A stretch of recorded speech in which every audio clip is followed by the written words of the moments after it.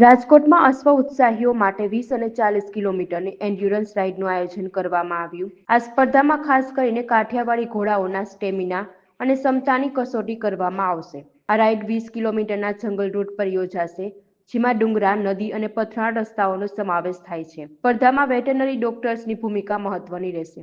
20 કિલોમીટરના રાઉન્ડ બાદ ડોક્ટરો ઘોડાના ધબકારા 64 થી નીચે છે કે નહીં, તેને કોઈ ઈજા થઈ છે કે કેમ તેની ચકાસણી કરશે। જો ઘોડો સ્પષ્ટ જણાશે તો જ તેને બીજા લેપ માટે પરવાનગી મળશે। આ સ્પર્ધામાં આશરે 40 જેટલા સ્પર્ધકો અને વિન્ટર ગેમ્સમાં 30 લોકોએ ભાગ લીધો।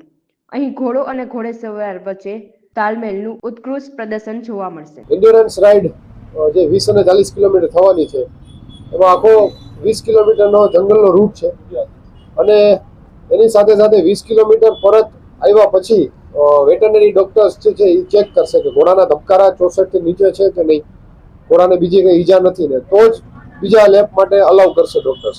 એટલે આ સ્પર્ધા જે 40 કિલોમીટરની છે અને 20 કિલોમીટરની છે, જેમાં વેટરનરી ડોક્ટર્સનો બહુ મોટો રોલ છે અને સાથે સાથે ઘોડા અને ઘોડેસવારનો તાલમેલનો આખો ખેલ છે। આ જે સ્પર્ધા છે એમાં ખાસિયત તો એ હોય છે કે ઘોડાનો કેટલો સ્ટેમિના છે।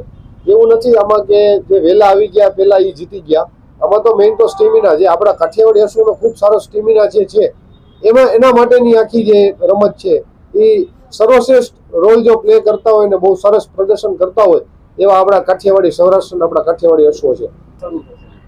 આજે છે એ જે સ્પર્ધા એન્ડ્યોરન્સની છે એમાં 40 સ્પર્ધકોએ ભાગ લીધેલો છે। એની સિવાયની જે વિન્ટર ગેમ્સ છે એમાં 30 લોકોએ ભાગ લીધેલો છે। હા, ઘોડાની સ્ટેમિના જે છે એ ટેસ્ટ કરવામાં એવી રીતના આવે કે 20 કિલોમીટર આવ્યા પછી એમના કેટલા ધબકારા છે, ધબકારા ઉપર આખો મેઝરમેન્ટ થાય અને બીજા લેપ માટે અલાઉ કરે। જેટલા ધબકારા ઓછા એટલો સારો સ્ટેમિના। આજે આપણો જે સૌરાષ્ટ્રનો જે ઇલાકો છે એ એકદમ પથરાળ ઇલાકો છે, એમાં જો આ સર્વશ્રેષ્ઠ ઘોડા જો ચાલતા હોય એવા કાઠિયાવાડી અશ્વ એમાં ખૂબ સારી રીતના અને સરસ પરફોર્મન્સ દે છે। અને એ જે ઘોડા જે છે એ 20 કિલોમીટર થોડુંક વોક, થોડુંક ટ્રોટ, થોડુંક કેન્ટર, એવી રીતના અલગ અલગ રૂટમાં ચાલી રહી છે। આપણો આ જે છે એ ઘાસિયો મેદાન વાળો વિસ્તાર છે, જેમાં ડુંગરા, ટેકરા, તળાવ, નદી એ બધું એમાં કવર થાય છે 20 કિલોમીટર ને 40 કિલોમીટરની અંદર।